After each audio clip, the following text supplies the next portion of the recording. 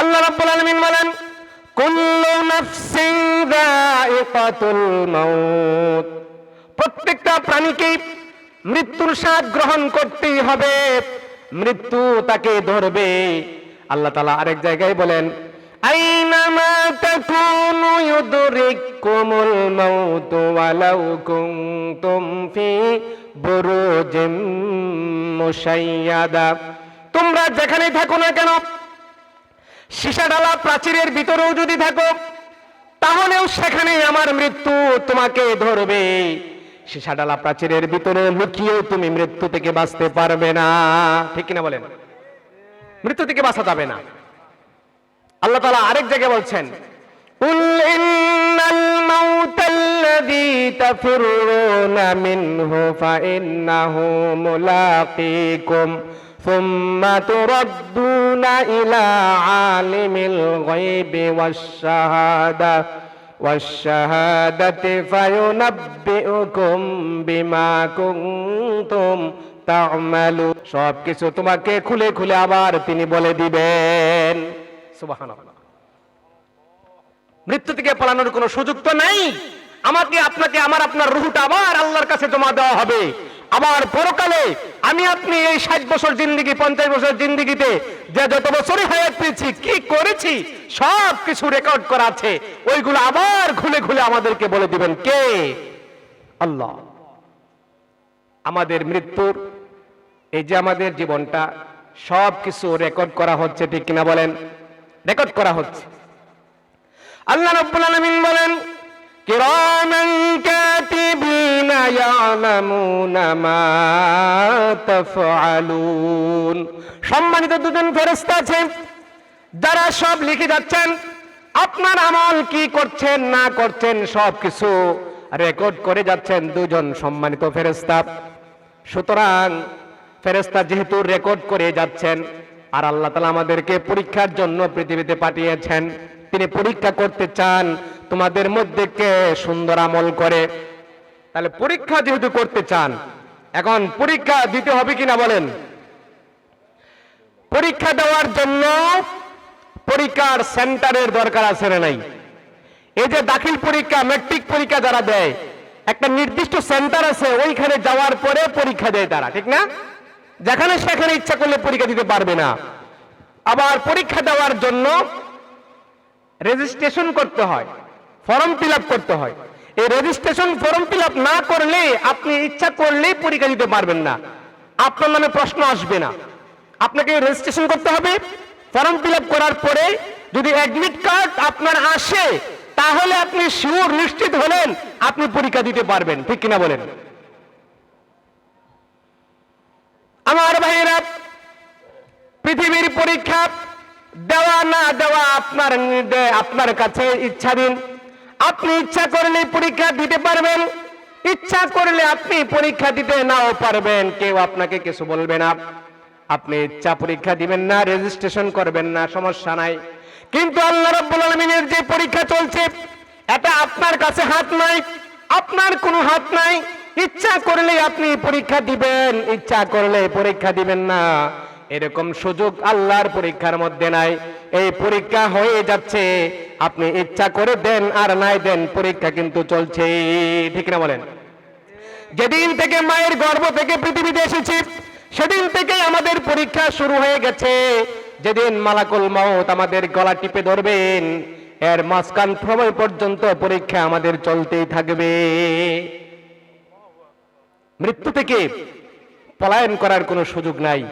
এই পৃথিবীতে অনেকেই চাইছিল মৃত্যু থেকে পলায়ন করতে। এই লেটেস্ট জামানার একজন লোক চেয়েছিল তিনি পৃথিবীতে 150 বছর বাঁচার জন্য। তার নাম হচ্ছে মাইকেল জ্যাকসন। আপনারা অনেকে জানেন, তাকে চিনেন। এই মাইকেল জ্যাকসন, ওনার ইচ্ছা হচ্ছে আমি পৃথিবীতে 150 বছর বাঁচতে চাই। কত বছর? এর জন্য কি কি করা লাগবে? ডাক্তারদের পরামর্শ নেওয়ার পরে ডাক্তার বলল যে হ্যাঁ, আপনাকে ভালো খাবার দাবার যা আছে সচেতনতার সাথে, অর্থাৎ এভরিথিং সায়েন্টিফিক ভাবে যদি আপনি চলতে পারেন, আপনার হায়াত 150 বছর হবে। ঠিক আছে, ওকে। ওনার তো টাকার কোনো অভাব নাই, একটা ডান্স দিলেই কোটি কোটি মার্কিন ডলার তার আয়। উনি করছেন কি, বিশ্বের বড় বড় ডাক্তারদের টিম, ওনার পিছনে সর্বদা রাখার জন্য বলা হয়েছে যে আপনারা আমার পিছনে থাকবেন। যেখানে আমি যাই, ব্রাহ্মমান একটি হসপিটাল, গাড়ির মধ্যে এরকম ভাবে করা আছে যাতে করে কোনো অসুখ বিসুখ হলে সাথে সাথে তাকে অক্সিজেন সহ বিভিন্ন চিকিৎসা দেওয়া যায়। এরকম ব্রাহ্মমান হসপিটাল তার পিছু পিছু যেত। তিনি যেখানে যেতেন সেখানে ডাক্তারদের স্পোর্ট ও হসপিটাল সব ওইখানে যেত। আর যেই রুমে শুইতেন অক্সিজেনের যাতে কোনো ঘাটতি না হয় সব কিছু, অর্থাৎ যা অত্যাধুনিক লাগে সব প্রস্তুত করা ছিল ওনার জন্য। আমার ভাইরা, কিন্তু আফসোস লাভ হয় নাই। এত আধুনিক যন্ত্রপাতি, এত বিশাল বড় বড় ডাক্তারদের টিম, যা কিছু আছে সবকিছু ব্রাহ্মমান হসপিটাল তার পিছু পিছু চলার পরেও তিনি 150 বছর দূরের কথা 1/3 তিনি পৃথিবীতে বেঁচে ছিলেন। মাত্র 50 বছর তিনি পৃথিবীতে বেঁচে ছিলেন। কত বছর? 1/3, 1/3। বাকি 100 বছরই ওনার নাই। তাহলে দেখেন, মৃত্যু থেকে পালানোর কোন সুযোগ পৃথিবীতে কারো আছে? কারো নাই। আমার ভাইয়েরা, যেহেতু মৃত্যু থেকে পালানোর কোন সুযোগ আমাদের নাই, তাহলে মৃত্যুবরণ আমাদেরকে করতেই হবে। এটা ইউনিভার্সাল ট্রুথ, চিরন্তন সত্য কথা, ঠিক না? ইউনিভার্সাল ট্রুথ বলা হয়। আমরা যখন ইংলিশ পড়তাম তখন প্রেজেন্ট ইনডিফিনিট টেন্স পড়াইতে গিয়া স্যারে বলতেন এখানে একটা রুলস আছে, সূর্য পূর্ব দিকে উদিত হয়। এটা হচ্ছে ইউনিভার্সাল ট্রুথ, মানে চিরন্তন সত্য কথা, সূর্য পূর্ব দিকে উদিত হয়। কিন্তু আমি বলি এটাও চিরন্তন কথা নয়, কারণ সূর্য পূর্ব দিকে উদিত হয় ঠিক, কিন্তু একবার কিয়ামতের আগে সূর্য পশ্চিম দিক থেকে উদিত হবে। তাহলে কি ইউনিভার্সাল ট্রুথ থাকলো? থাকলো না। আমার ভাইরা, সূর্য পূর্ব দিক থেকে উদিত হয় ইউনিভার্সাল ট্রুথ, কিন্তু এর চেয়ে বেশি ইউনিভার্সাল ট্রুথ হচ্ছে মৃত্যু। আপনার আমার কাছে মৃত্যু আসবেই, এর চেয়ে সত্য আর পৃথিবীতে কিছু নাই। যেহেতু মৃত্যুবরণ করতেই হবে, তাহলে আমাদেরকে কোন অবস্থায় মৃত্যুবরণ করতে হবে সেটাও আল্লাহ তাআলা বলে দিয়েছেন। আমাকে আপনাকে মৃত্যুবরণটা কিসের উপর মৃত্যুবরণ করতে হবে সে কথাও আল্লাহ তাআলা বলে দিয়েছেন কোরআনে। বলবো নাকি সে কথাটা? বলবো। আল্লাহ রাব্বুল আলামিন বলেন সূরা আলে ইমরানের মধ্যে 102 নম্বর আয়াতে আল্লাহ বলেন, ইয়া আইয়ুহাল্লাযীনা আমানুত্তাকুল্লাহা হাক্কা তুকাতিহি ওয়া লা তামুতুন্না ইল্লা ওয়া আনতুম মুসলিমুন। হে ঈমানদারেরা, তোমরা আল্লাহকে ভয় করার মতো ভয় করো, আর কখনো মৃত্যুবরণ করো না যতক্ষণ পর্যন্ত না তোমরা মুসলমান হয়েছো। মুসলমান না হয়ে তোমরা মৃত্যুবরণ করো না। তাহলে মৃত্যুবরণ করতে হবে আমাদেরকে কি হয়ে? মুসলমান হয়ে। কি হয়ে বলেন? মুসলমান হয়ে মৃত্যুবরণ করতে হবে। কে বলেছেন? আল্লাহ রাব্বুল আলামিন বলেছেন। আচ্ছা, এখানে যারা একটু খেয়াল করেছেন কিনা, খেয়াল না করলে আমি আবার একটু খেয়াল করাই দেই। দেখেন আল্লাহ তাআলার কালামের বাক্যটা কত সুন্দর। আল্লাহ বলছেন, আমি আবার বলছি, ইয়া আইয়ুহাল্লাযীনা আমানু, হে ঈমানদারেরা, হে বিশ্বাসীরা, যারা আমি আল্লাহকে বিশ্বাস করো, যারা ফেরেশতাদেরকে বিশ্বাস করো, যারা পরকালকে বিশ্বাস করো, যারা 7টি বিষয়ের উপর বিশ্বাস করো, তোমাদেরকে আমি বলছি তোমরা মুসলমান না হয়ে মৃত্যুবরণ করো না। তাহলে মুমিনদেরকে বলছে মুসলিম না হয়ে মরো না। কথাটা জানি কেমন হলো না? আল্লাহ যদি বলতেন ইয়া আইয়ুহান নাসুত্তাকুল্লাহা হাক্কা তুকাতি, হে পৃথিবীর মানব জাতি, হে পৃথিবীর মানুষেরা, তোমরা কখনো মৃত্যুবরণ করো না মুসলমান না হয়ে, তাহলে আমরা বুঝতাম মানুষ মানে মুসলমান আছে, ইহুদি আছে, খ্রিস্টান আছে, বৌদ্ধ আছে, হিন্দু আছে, যত ধর্মের লোক আছে সবাইকে আল্লাহ তাআলা বলেছেন শোনো তোমরা মুসলমান না হয়ে তোমরা মরো না। আমরা বুঝতে পারতাম যদি আল্লাহ তাআলা বলতেন হে মানুষেরা তোমরা মুসলমান না হয়ে মরো না, তখন বুঝতাম যে এই ইহুদিরা তোমরা মুসলমান হয়ে মরো, হে খ্রিস্টানেরা তোমরা মুসলিম হয়ে মরো, হে হিন্দু ভাইয়েরা তোমরা মুসলিম হয়ে মরো। এই কথা আমরা বুঝতে পারতাম, ঠিক কিনা বলেন? মুরব্বীরা কি একটু খেয়াল করতেছেন কথাটা? গুরুত্বপূর্ণ কথা কিন্তু। খেয়াল করতেছেন? একটু খেয়াল করেন। কিন্তু আল্লাহ রাব্বুল আলামিন এই কথা বলেন নাই। আল্লাহ বলছেন ইয়া আইয়ুহাল্লাযীনা আমানু, হে ঈমানদারেরা, যারা আমি আল্লাহকে বিশ্বাস করেছো না দেখে, 7টি বিষয়ের উপর যারা ঈমান এনেছো, তোমাদেরকে আমি বলছি তোমরা মুসলিম না হয়ে আমার কাছে এসো না। তাহলে বোঝা গেল মুমিন এবং মুসলিম পার্থক্য আছে। আছে কিনা বলেন? মুমিন এবং মুসলিমের মধ্যে পার্থক্য আছে। আছে বিদায় আল্লাহ তাআলা এই কথা বলেছেন যে হে মুমিনেরা, মুসলিম না হয়ে মারা যেও না। তাহলে আসেন আমরা একটু মুমিন এবং মুসলিমের পরিচয়টা একটু জানি। হ্যাঁ, জানা দরকার আছে না নাই? আমরা তো মনে আছে এখন খুব মনের ভিতরে শান্তি যে আমি তো মুমিন হই, আর নামাজ পড়লেই কি হবে, না পড়লেই কি হবে, পড়ি সারি, আমি তো মুমিন, আমি তো আল্লাহকে বিশ্বাস করেছি, আমি তো হিন্দু না, আমি তো ইহুদি খ্রিস্টান না, আমি তো মুমিন, সমস্যা কি, আমি তো বেহেশতে যাবই। এরকম একটা কাজ আমাদের ভিতরে করতেছে কিনা? করে। কারণ আমরা বয়ান শুনেছি মান ক্বালা লা ইলাহা ইল্লাল্লাহ দাখালাল জান্নাহ, যে ব্যক্তি একবার লা ইলাহা ইল্লাল্লাহ পড়বে সে জান্নাতে যাবে। সুতরাং আমি তো লা ইলাহা ইল্লাল্লাহ পড়েছি, এখন নামাজ না পড়লেই কি, রোজার সময় রোজা না রাখলেই কি, আমি তো ঈমান পড়েছি, আমি তো ঈমানদার, সুতরাং আমি তো বেহেশতেই যাব। এরকম কাজ ভিতরে আমাদের ভিতরে করে। এজন্যই দেখবেন আমাদের সমাজে কত মানুষ, অথচ মসজিদে নামাজে মানুষ কম, ঠিক না?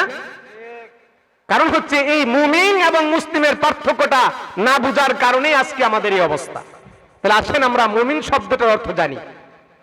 মুমিন শব্দটার, ঈমান শব্দটার অর্থ হচ্ছে আত-তাসদীক, মানে বিশ্বাস করা, আল আমনু, নিরাপত্তা প্রদান করা। আর ইসলাম শব্দের অর্থ হচ্ছে আল ইনকিয়াদু, আনুগত্য করা, আল খুদু, অবনত হওয়া। মানে ঈমান হচ্ছে বিশ্বাস করা, আর ইসলাম হচ্ছে আনুগত্য করা। দুই বিষয় কিন্তু, বিশ্বাস আর হচ্ছে কি, আনুগত্য। আল্লাহ রাসূল সাল্লাল্লাহু আলাইহি সাল্লামের কাছে জিবরাইল ফেরেশতা আসছিলেন মানুষের রূপ ধরে। নবীজি একদিন বসে আছেন সাহাবীদেরকে নিয়ে, আল্লাহ রাসূলের সামনে বড় বড় সাহাবীরা এখানে উপস্থিত, উমর রাদিয়াল্লাহু তাআলা সহ। তখন ওই ফেরেশতা একেবারে রাসূল সাল্লাল্লাহু আলাইহি সাল্লামের হাঁটু মুবারকের সাথে হাঁটু মুবারক লাগিয়ে উরুর উপরে হাত দুটি রেখে উনি বলতেছেন নবীকে, ইয়া মুহাম্মদ আখবিরনি আনিল ইসলাম, হে মুহাম্মদ তুমি আমাকে ইসলাম সম্পর্কে বলো। আল্লাহ রাসূল বলেন ইসলাম হচ্ছে আন তাশহাদা আল্লা ইলাহা ইল্লাল্লাহ ওয়া আন্না মুহাম্মাদুর রাসূলুল্লাহ ওয়া তুকিমাস সালাত ওয়া তুতিয়াজ যাকাত ওয়া তাসুমা রমাদান ওয়া তাহুজ্জাল বাইত ইন ইসতাতা ইলাইহি সাবিলা। ইসলাম হচ্ছে যে ব্যক্তি কালিমার সাক্ষ্য দেবে, নামাজ কায়েম করবে, রোজা রাখবে, হজ্জের উপযুক্ত হলে হজ করবে, আর যাকাতের উপযুক্ত হলে যাকাত দেবে, এইগুলো হচ্ছে ইসলাম। একথা বলার পরে ফেরেশতা বলে সদাক্তা, তুমি সত্যিই বলেছ। উমর রাদিয়াল্লাহু তাআলা কয় ফাজিবনা লাহু, আমরা আশ্চর্য হলাম, ইয়াসআলুহু ওয়া ইউসাদ্দিকুহু, সে নবীকে প্রশ্ন করে আমার নবী উত্তর দিলে বলে তুমি সঠিকই বলছো। সে কে লোকটা? কারণ ছাত্র যখন শিক্ষককে প্রশ্ন করে, শিক্ষক জবাব দিলে আবার বলে যে ঠিকই বলছেন, তাহলে এখানে তো একটু কি ব্যাপার আছে না? উমর রাদিয়াল্লাহু বলেছেন ফাজিবনা লাহু, আমরা আশ্চর্য হলাম, ইয়াসআলুহু ওয়া ইউসাদ্দিকুহু, সে প্রশ্ন করে আবার বললে সে আবার সত্যায়নও করে। ব্যাপারটা কি? লোকটা কে? এরপরে আবার প্রশ্ন করে ইয়া মুহাম্মদ আখবিরনি আনিল ঈমান, হে মুহাম্মদ তুমি আমাকে ঈমান সম্পর্কে বলো। আল্লাহ রাসূল বলেন ঈমান হচ্ছে আন তুমিনা বিল্লাহি ওয়া মালাইকাতিহি ওয়া কুতুবিহি ওয়া রুসুলিহি ওয়াল ইয়াউমিল আখির ওয়াল কদরি খাইরি ওয়া শাররিহি। এই বিষয়ের উপরে বিশ্বাস করা হচ্ছে ঈমান। আল্লাহর উপর বিশ্বাস, রাসূলদের উপর বিশ্বাস, কিয়ামতের উপর, পরকালের উপর বিশ্বাস, কিতাবের উপর বিশ্বাস, ফেরেশতাদের উপর বিশ্বাস, তাকদীরের ভালো মন্দ যা হয় এইগুলোর উপর বিশ্বাস, এটাই হচ্ছে ঈমান। ফেরেশতা বললেন সাদাক্তা, তুমি সত্যিই বলেছ। আবার ফেরেশতা বলে ইয়া মুহাম্মদ আখবিরনি আনিল ইহসান, হে মুহাম্মদ তুমি আমাকে ইহসান সম্পর্কে বলো। আল্লাহ রাসূল বললেন, ইহসান হচ্ছে আনতা আবুদাল্লাহা কান্নাকা তারাহু ফাইন লাম তাকুন তারাহু ফাইন্নাহু ইয়ারাক। ইহসান হচ্ছে তুমি আল্লাহর ইবাদত এমন ভাবে করবে যাতে করে তুমি আল্লাহকে দেখতে পাচ্ছ, আর যদি তুমি আল্লাহকে দেখতে না পাও তাহলে তুমি মনে করো আল্লাহ তোমাকে দেখছেন। এইভাবে তুমি আল্লাহর ইবাদত করো যাতে তুমি আল্লাহকে দেখতে পাচ্ছ, আর তুমি যদি আল্লাহকে দেখতে না পাও তুমি মনে করো আল্লাহ তোমাকে দেখছেন। ঠিক কিনা বলেন? প্রথমটা যদি আমরা নাও পারি, কিন্তু দ্বিতীয় নাম্বারটা অবশ্যই আল্লাহ আমার আপনার গতিবিধি লক্ষ্য করছেন কিনা বলেন? আল্লাহ তাআলা দেখছেন। এই আরশ আজিম থেকে আল্লাহ তাআলা সবকিছু পর্যালোচনা করছেন, মনিটরিং করছেন, সবকিছু দেখছেন। তাহলে এই যে ইমানের পরিচয় দিতে গিয়ে নবীজি যে কথাগুলো বললেন, ফেরেশতা, আল্লাহ, আখিরাত, পরকাল, এগুলো ভাগ্য মন্দ, এই সবগুলোতে বিশ্বাসের সাথে সম্পর্ক। কিসের সাথে? বিশ্বাস। আর ইমানের পরিচয় দিতে গিয়ে নবীজি যা বলছেন, নামাজ, রোজা, হজ, যাকাত, এগুলোকে বিশ্বাস নাকি কাজ? এগুলো কিন্তু কাজ। ধরেন কোন ব্যক্তি বলল নামাজ আছে, হ্যাঁ আমি বিশ্বাস করি, পড়ার দরকার নাই, হবে? রোজা সামনে আসতেছে, আমি তো বিশ্বাস করি, ওই রাখার দরকার কি, হবে? হজ করতে হবে, বিশ্বাস করি, কিন্তু করা দরকার নাই, হবে? দেখেন আল্লাহ রাসূল ইসলামের পরিচয় যা দিয়েছেন সবগুলো বিশ্বাস করলে হবে না, সেটি প্র্যাকটিক্যালি সেগুলো আদায় করতে হবে। আর ইমানের পরিচয় দিতে যা বলেছেন ওইগুলো সব বিশ্বাসের সাথে সম্পর্ক, ওইখানে কোনো কাজ নাই। যেমন আপনি ফেরেশতার প্রতি বিশ্বাস, তো ফেরেশতার কি কাজ করবেন? আপনি ফেরেশতার দাওয়াত দেখাবেন? ফেরেশতারে কি গোসল করে দিবেন? তাহলে আখিরাতের প্রতি বিশ্বাস, আখিরাতে কি আপনি বাড়ি বিল্ডিং বানাবেন? এইগুলো জাস্ট বিশ্বাসের সাথে সম্পর্ক। আমার ভাইরা, যেগুলো বিশ্বাসের সাথে সম্পর্ক তাকে বলে মুমিন। আর মুমিন হওয়ার পরে যারা আমলগুলো করবে, নামাজ, রোজা, হজ, যাকাত, আমল যারা করবে তারা হবে মুসলিম। তারা কি?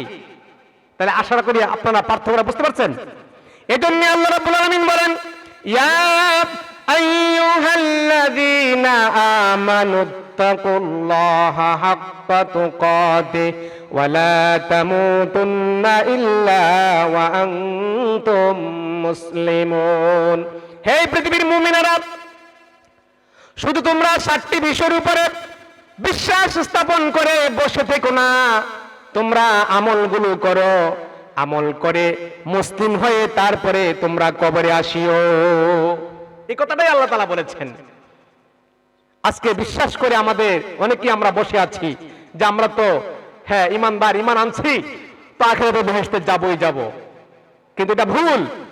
কারণ এই বিশ্বাসটা শুধু আমরা না, আল্লাহকে এই বিশ্বাস কাফেররাও করেছে। কাফেররাও আল্লাহকে বিশ্বাস করত, আল্লাহকে রব হিসাবে তারা মানত। কিভাবে? রব মানে হচ্ছেন সৃষ্টিকর্তা। রব মানে কি? সৃষ্টিকর্তা, হায়াতদাতা, মৌতদাতা, সন্তানদাতা, আকাশ থেকে বৃষ্টিদাতা, জমিন থেকে ফসলদাতা, যা কিছু আছে সব হচ্ছেন রব। সব কি? রব। তাহলে আমরা বিশ্বাস করি না? করি না? করি।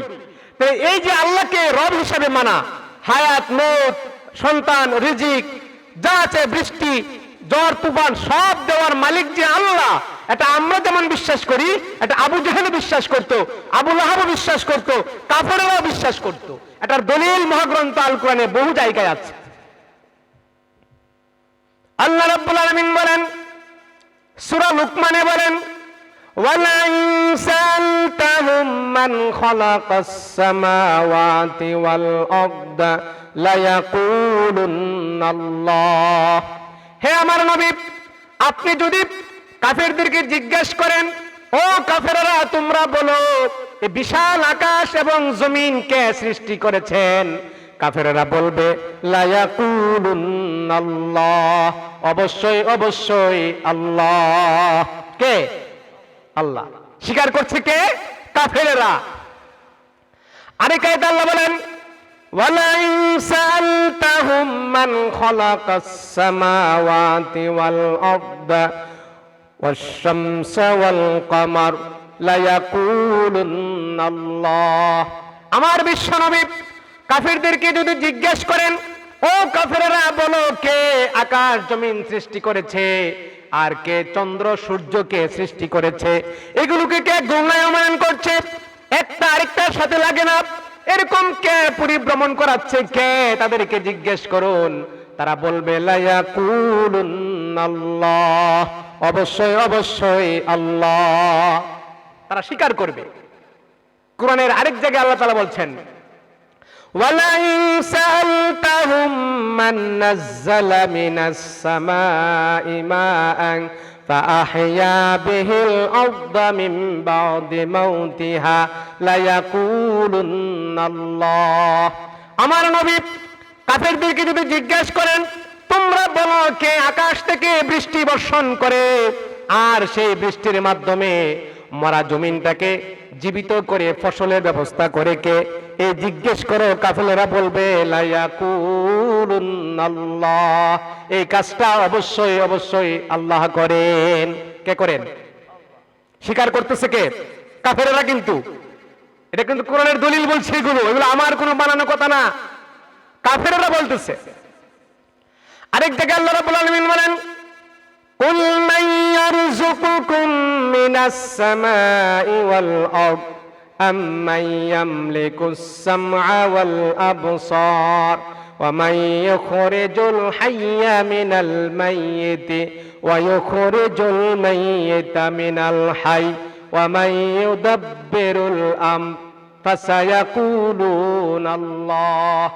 আমার বিশ্বনবী কাফেরদেরকে যদি জিজ্ঞাসা করেন কে তোমাদেরকে আসমান এবং জমিন থেকে রিজিকের ব্যবস্থা করে, আর কে তোমাদের শ্রবণ শক্তির মালিক কে, তোমাদের দৃষ্টি শক্তির মালিক কে, আর কে জীবিত থেকে মৃত বের করেন, মৃত থেকে জীবিত বের করেন কে, আর কে এই পৃথিবী আকাশ মহাকাশকে পরিভ্রমণ করাচ্ছেন কে, এগুলোকে নিয়ন্ত্রণ করছেন কে, এই সব কিছু যদি জিজ্ঞেস করো, সব কিছুর উত্তর কাফেররা বলবে ফাসায়াকুলুনাল্লাহ, এগুলো আল্লাহ রাব্বুল আলামিন করেন। তাহলে দেখেন, এতগুলো আয়াত থেকে আমি আপনাদেরকে দলিল দিলাম, শোনালাম যে কাফেররা আল্লাহকে হায়াতের মালিক, মৌতের মালিক, বৃষ্টির মালিক, রিজিকের মালিক, চোখের মালিক, কানের মালিক, এই সব কিছু মানে না মানে না বলেন তো? মানে। তাহলে মানলে এখন লা ইলাহা ইল্লাল্লাহর কালিমাটা মানতে সমস্যা কোন জায়গায়? এই কালিমার দাওয়াত দিলে তারা কি বলে সেটা শুনেন। কোরআনে বলছে আল্লাহ তাআলা ইন্নাহুম কানু ইযা কিলা লাহুম লা ইলাহা ইল্লাল্লাহু ইস্তাকবিরুন, নিশ্চয় তারা হচ্ছে ওই সকল লোক যাদেরকে এত সব কিছু বলার পরে, সব কিছু তারা মানার পরে, যখন তাদেরকে বলা হয় তোমরা লা ইলাহা ইল্লাল্লাহ এই কথাটা বলো, তখন ইস্তাকবিরুন তারা গর্ব অহংকারে ফেটে যায়। এই লা ইলাহা ইল্লাল্লাহ বললেই অহংকারে তারা ফেটে যায়।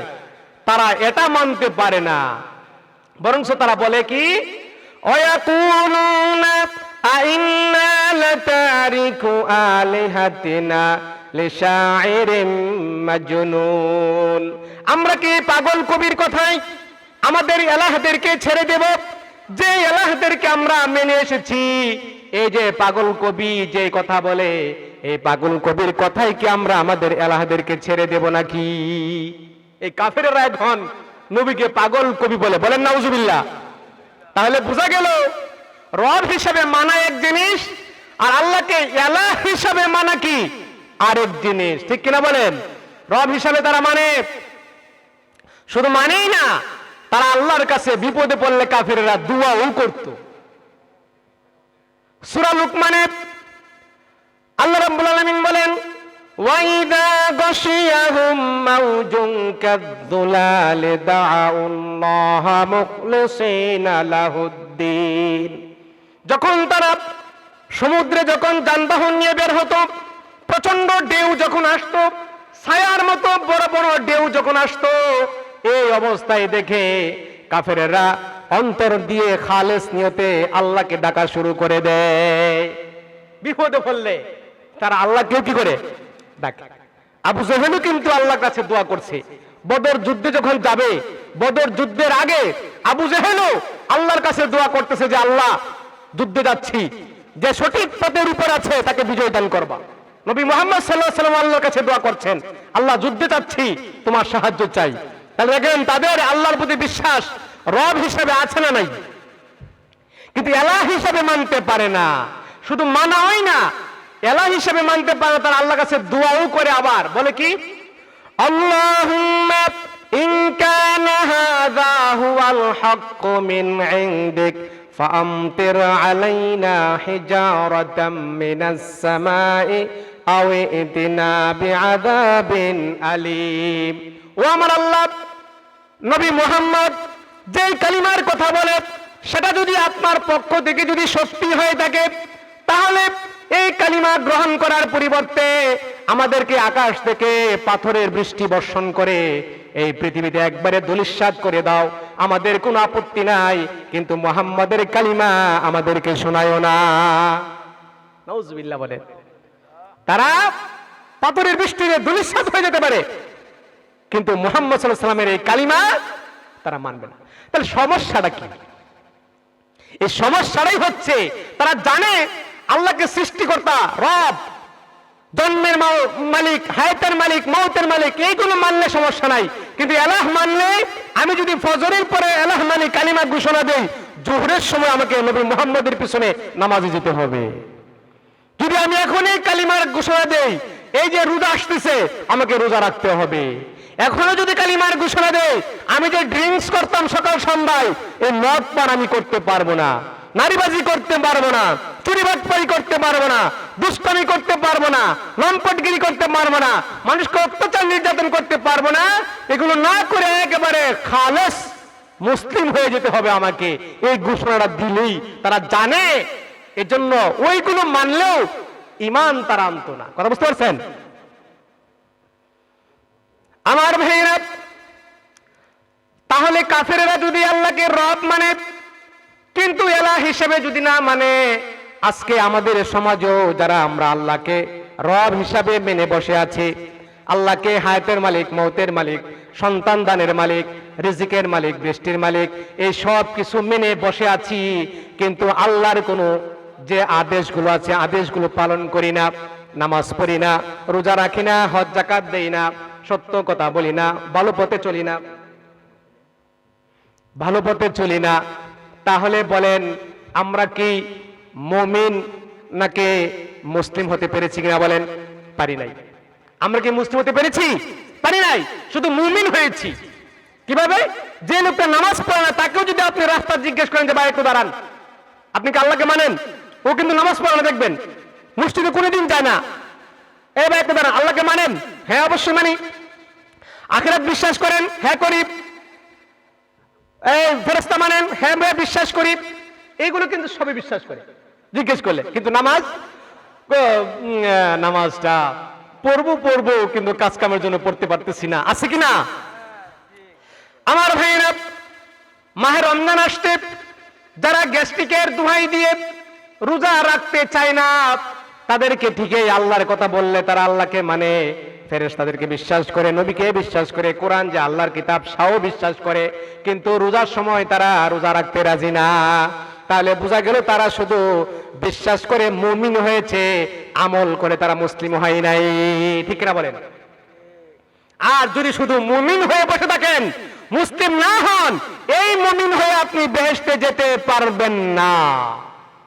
এটা আমার কথা না, কোরআনের দলিল আছে, আমি আপনাদেরকে বলছি।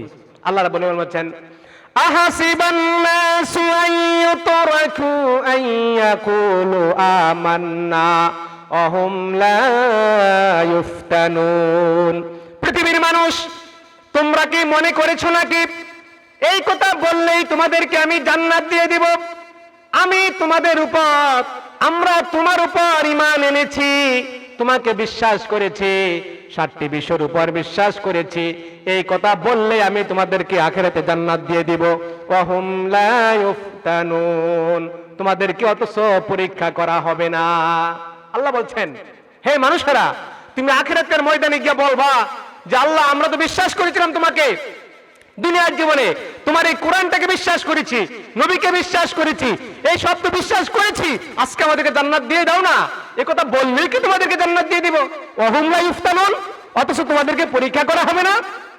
আল্লাহ বলছেন এই কথা বললেই বেহেশতে দেওয়া হবে না, পরীক্ষা করে তারপরে বেহেশতে দিবেন। আর সেই পরীক্ষা কি? এই পরীক্ষাগুলো হচ্ছে নামাজ, রোজা, হজ, যাকাত, সত্য মিথ্যা, এগুলো জেনে বুঝে চলা। এই যে শীত সিজন গেল, প্রচন্ড শীতের মধ্যে আপনার আমার মতন আরেক ভাই কম্বলের নিচে আরামে শুয়ে আছেন, কিন্তু আমি আপনি ইচ্ছা করলে তো শুয়ে থাকতে পারতাম কিনা বলেন? কিন্তু আমি আপনি শুয়ে থাকতে পারি নাই। মন যদি চাপ শুয়ে থাকার জন্য, শয়তান যদি আমাদেরকে বলেও, কিন্তু আমাদের যে একটা বিবেক, আমাদের যে একটা ব্রেন, সে বলে যে না, শুয়ে থাকার কোনো সুযোগ নাই। ফজরের আজান হয়ে গেছে, তোমাকে উঠতেই হবে, ঠান্ডা পানি দিয়ে তোমাকে গোসল করতেই হবে, ওযু করতেই হবে, তোমাকে নামাজে তোমাকে শরীক হতেই হবে। এই কাজটা যে বা যারা করতে পেরেছে তারা পরীক্ষায় পাস করেছে কিনা বলেন? আর যারা শুয়ে রয়েছে তারা পরীক্ষায় পাস করতে পারে নাই। আল্লাহ তাআলা এই কথাই বলছেন, আমি তোমাদেরকে পরীক্ষা করব, পরীক্ষার মাধ্যমে যাচাই হবে তুমি কি পাস করা ছাত্র নাকি ফেল করা ছাত্র। কথা বুঝেন নাই? আল্লাহ রাব্বুল আলামিন বলেন, ওয়ালা নাবলুওয়ান্নাকুম বিশাইইম মিনাল খাউফি ওয়াল জু'i ওয়া নাকস